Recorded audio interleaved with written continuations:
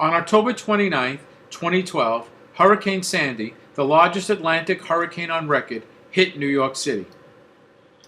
The East River overflowed its banks, flooding large areas of lower Manhattan. The Atlantic Ocean storm surge also caused considerable flood damage in Queens, Brooklyn, and Staten Island.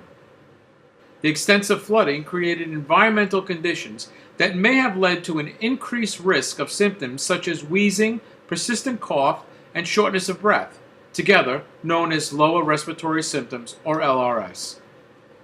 These conditions included mold growth, moisture-initiated chemical emissions, clouds of suspended sand, dust, and dirt, odorous fumes from increased use of generators, plus cockroach and rodent infestation.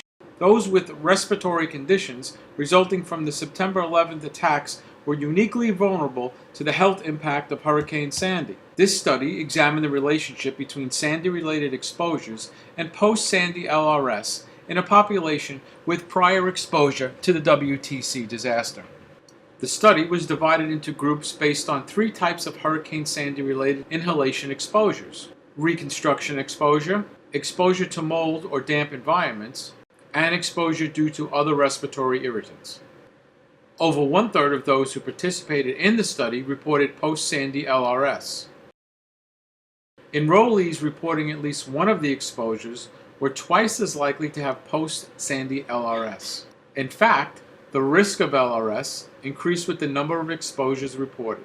These findings suggest that the risk of LRS in the study population was increased by the exposure to multiple sources of potential respiratory irritants resulting from Hurricane Sandy and its reconstruction effort.